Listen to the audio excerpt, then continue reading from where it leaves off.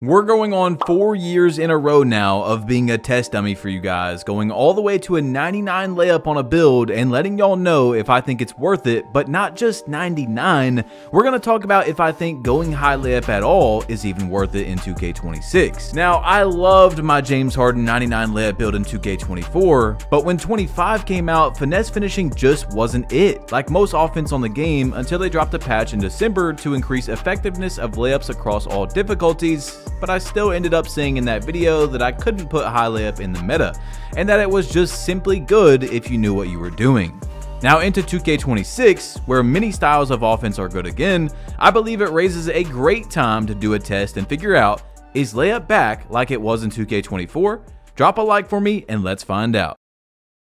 The first thing I think you should look at when making a high layup build is, well, what happens if I go to a 99 driving dunk? You see, you get a lot of stats that you probably would want, and of course you're going to use probably 4 or 5 cat breakers to push yourself up to a 99, but you're going to get a 59 standing dunk, which you only need a 40 to get the first package, or you could go up to bronze rise up. However, if you go 99 layup, you're going to get an extremely high close shot, which a lot of guards think is basically a waste. You're not going to use it a lot. So you'll probably have like a 84, 85 if you use cat breakers. But anyway, let me show you guys the build that I made specifically for this video. It is 6'8", 7-foot wingspan. So it's got a great wingspan. And again, this is a test dummy build. It's got a 99 layup with our 5 cat breakers giving us a 99. And then, like I said, 84 close shot, which is the only thing that really sucks about going high layup. And you see, I didn't go almost any dunk. I got my 40 standing dunk to get that one package, but I wanted to have 99 layup and use it every time. If I had dunk on,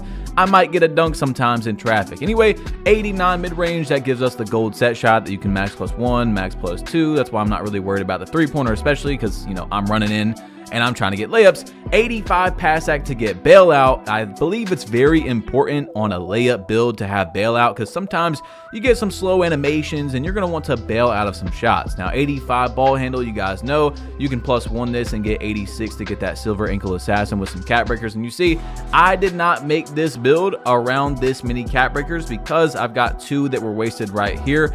I've got 2 more since then, so of course this build could have been a little bit better. 80 speed with ball to get blur takeover, silver lightning launch, 95 perimeter with a huge wingspan, 79 block, 88 speed, 88 agility, and 75 strength. So I believe this is a pretty damn good build, except for we still need to talk about if layup is good or not, if it's worth it to do that. So the reason why I went to 75 strength, guys, is so that I could get gold physical finisher.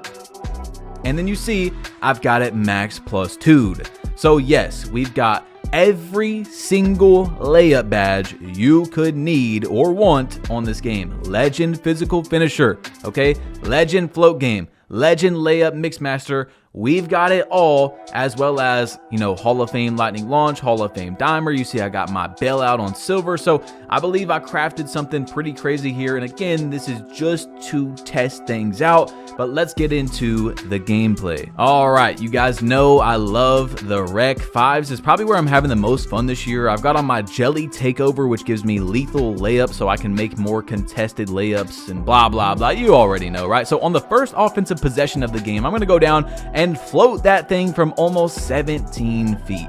Now let's replay it, because as I come down here, I have a pretty big bar, but a defender steps in my way and makes it a decently small bar because I have legend float game. It was an open, but it wasn't wide open. So I'm going to fade away, and I'm not going to get a rhythm on that. Yeah, still not getting rhythm, guys. I don't know what has been going on since 2K did that hitch patch, but I'm just showing you my makes and misses. Because let's just say I told you layup was really good, but you're looking up in the box score and I keep cutting out my misses. You're like, okay, maybe he's missing a lot of layups and he's just not showing them, okay? So I wanted to make sure you see every make and miss in this gameplay, whether it was a layup or a jump shot. I'm coming down and I make 2 wide open layups in a row. So did having high layup really matter on those 2? And that's something that I'm going to talk about as we get further into this, as this man hits a crazy shot right here. And then I want to tell you all that, of course, layups are better than they were in 2K25. As I sauce my defender right here, and I told you I'm not worried about having a low three-pointer. I've got Hall of Fame set shot. I got my lethals up there, but I do a blowout dribble into my defender for no reason, and we get a turnover. So finesse finishing is better in 2K26 as I run out of bounds and get 2 turnovers in a row. Definitely better in 2K26 than it was in 2K25. But that doesn't really mean a lot necessarily.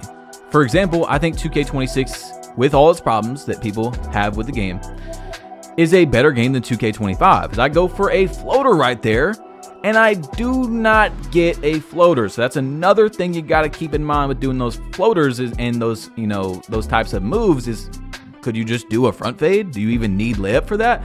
But 2K25 just wasn't that good of a game. So anything really could have been better than 2K25 in my opinion, right? So you see, I'm going to dance around a little bit, go down, get another wide open layup. Did having high layup really matter in that situation? So yes, layups and finesse finishing in general is just better on this game because almost everything in 2K25's offense was miserable, right? It was boring. If you didn't have a 99-3, you were setting yourself up. If you weren't LT cheesing, you were at a big disadvantage shooting off legend dimer every shot. And then they kind of flip-flopped it in this game where a lot of offense is good. Like basically every style. And again, I don't get a rhythm on my shot. It's all good though. So I will tell you guys as well that, because I had to grind out this build. Okay, when you have rebirth, yes, you do get all your badges. I go for another lay right there. But then when you put your cat breakers on, and look at my meter just expanding as we go into the paint, you still have to grind out the new badges you got from your cat breakers. So this was about 15, 20 games in. Most of them were in the park that I played as he gets a steal on this inbounds. And so, yeah, I did have a decent amount of experience playing on a high layup build. It wasn't like I just made, I played 1 or 2 games and here you guys go. Here's the video, right? I had to get the badges on. I'm going down and another floater. Give me that. Okay, you see the bar was huge, but we were in lethal layup takeover. So the bar was probably going to be big no matter what my float game was. So what I can tell y'all, man, is that I think that floaters are by far, as of now, the best style of layups in 2K26. Unless someone figures something out or an animation comes out in season 2 or 3, whatever, I think that floaters are by far, not even close, the best style of layups. I get my stuff packed out of bounds right there, unmakeable layup, okay? So I don't think we've missed a single layup in this gameplay that was, something I could have made or whatever. So I miss a shot right here that I greened the timing, but apparently I did not get the tempo correct. So I don't think that you should really go 99 layup. That doesn't really answer the entire video like, hey, okay, 99 layup, but what about high layup? What about, let's say, 95 where you get Hall of Fame float game? Or 88, I think, where you get gold float game. Since you're saying floaters are like the best style of layups. Well, that is definitely something to consider. I'm even seeing comp players go high layup. Not a lot, but this guy on Twitter, A. Cardi, he was talking about making a high layup build, and man, those floaters are very good from what I'm seeing. He's using them in wagers as of right now. So you could definitely add that to your bag. As I hit Pep right here, and I don't know what was going on. All right, I have no idea. But I will say, I think that you should get at least silver float game and try out floaters. Try them out because they're very good. If you blow by your defender and there's another one that needs to pick up, he can't do anything because you're already into a floater. Even with 99 dunk, you wouldn't have made that shot because the defender got there properly, right? He rotated correctly. However, in this scenario, you've got floaters, so you can just whoop from the free throw line. But the thing is, another thing to think about, which I told you guys earlier, is could you not just use Pro 2 fadeaway, dribble pull up, and front fade? Do you really need to have floaters on when you could just front fade those? So it's definitely something to keep in consideration when making a build.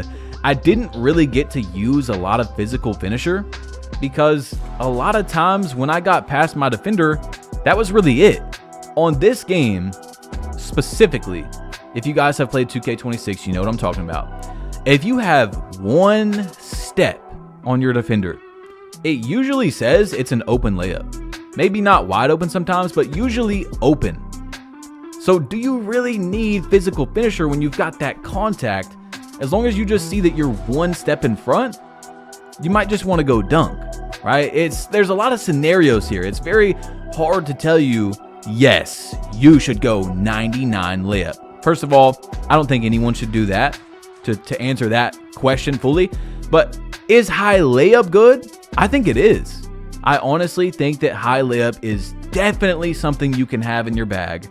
You can max +1 float game. You can even max +2 it, right? But you see, again, a lot of the floaters I'm taking are open layup. Look at the bar on that. Like, do you really need legend float game? 99 layup. Do you really need it? If you're timing it correctly, if you find a floater with the custom layup packages.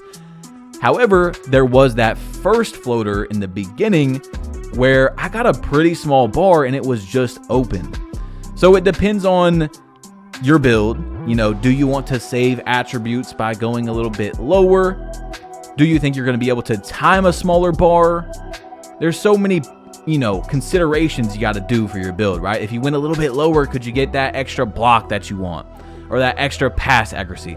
How much are you going to really use floaters? Are you actually going to adapt and put that into your bag? Or are you going to front fade instead? But I do think that floaters are very good. Okay, so I won't say as of now that finesse finishing is like it was in 2K24, because I loved my 99 layup James Harden build, and I could tell you, yeah, I think you should actually go really high layup on 2K24, because if you know how to do it correctly, man, you can go crazy and it can really open up your game. You don't even really need dunk. But on this game, look at this floater right here that I take. Again, another wide open layup or open.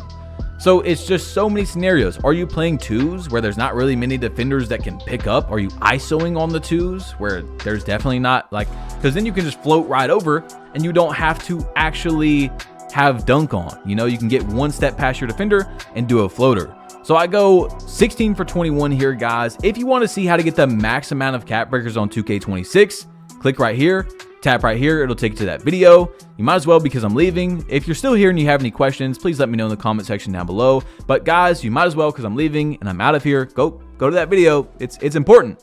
Okay, I'm out of here.